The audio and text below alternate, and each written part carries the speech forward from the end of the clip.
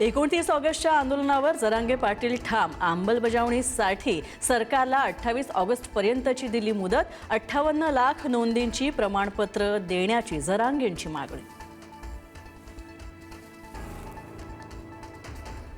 अमरावतीच्या जिल्हा स्त्री रुग्णालयामध्ये भीषण अग्नितांडव. 3 बालकांचा होरपळून मृत्यू, 6 बालकांवर उपचार सुरू. व्हेंटिलेटरमध्ये स्फोट झाल्यामुळे भीषण आग लागली. दोषींवर कडक कारवाई होणार, आरोग्यमंत्री प्रकाश आंबेडकरांची माहिती.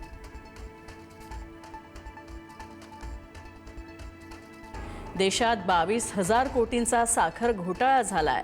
साखरेच्या वाढत्या दरावरून माजी खासदार राजू शेट्टींचा आरोप. तर दिवाळीपर्यंत साखर 100 पार जाण्याचा वडेट्टीवारांचा अंदाज.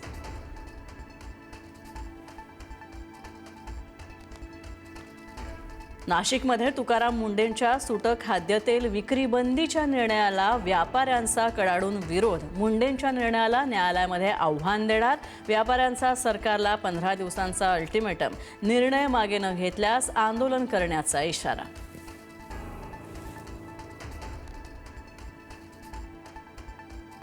शेतकरी कर्जमाफीचा दुसरा हप्ता करण्यात आला जारी. 6,36,036 शेतकऱ्यांना सुमारे 5,086 कोटी रुपये वितरित होणार. तर नियमित कर्ज फेडणाऱ्यांच्या खात्यामध्ये 50,000 जमा करणार, मुख्यमंत्र्यांचं आश्वासन. माजी कृषी मंत्री माणिकराव कोकाटेंचा सरकारला घरचा आहेर. समृद्धी महामार्ग, शक्तीपीठ महामार्गासाठी लाखो कोटींचा खर्च होतोय, मग शेतकऱ्यांसाठी 5,000 कोटी देण्याची तयारी का नाहीये, कोकाटेंचा सवाल.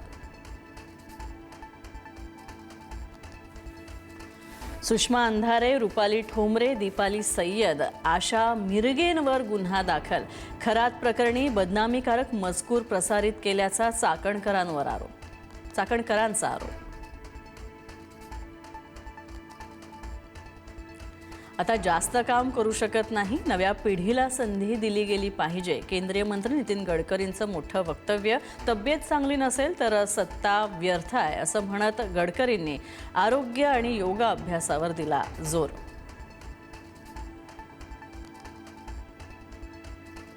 5 सप्टेंबरला सीजेपीचा दिल्लीमध्ये शांततापूर्ण मोर्चा. सरकारनं आश्वासन न पाळल्यामुळे सीजेपीचा आरोप. इंडिया गेटपासून नवी दिल्ली पोलीस मुख्यालयापर्यंत मोर्चा.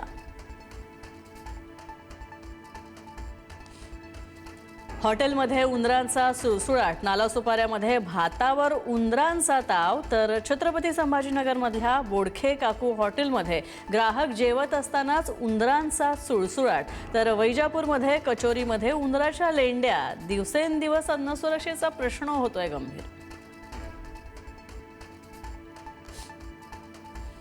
मुख्यमंत्री देवेंद्र फडणवीसांच्या वर्षा बंगल्याकडे जाणाऱ्या रस्त्यावर मॅनहोल खचलं. तर मुख्यमंत्र्यांच्या बंगल्याकडे जाणाऱ्या रस्त्यात मॅनहोलची ही दुर्दशा झाल्यामुळे चर्चांना उधाण. हनुमानगढी दर्शनानंतर काँग्रेस प्रदेशाध्यक्ष अजय राय यांनी मासे खाल्ले. यूपीचे मुख्यमंत्री योगी आदित्यनाथ यांचा आरोप. फोटो दाखवा, प्रदेशाध्यक्षपदाचा थेट राजीनामा देतो. अजय राय यांनी योगींना दिलं प्रत्युत्तर.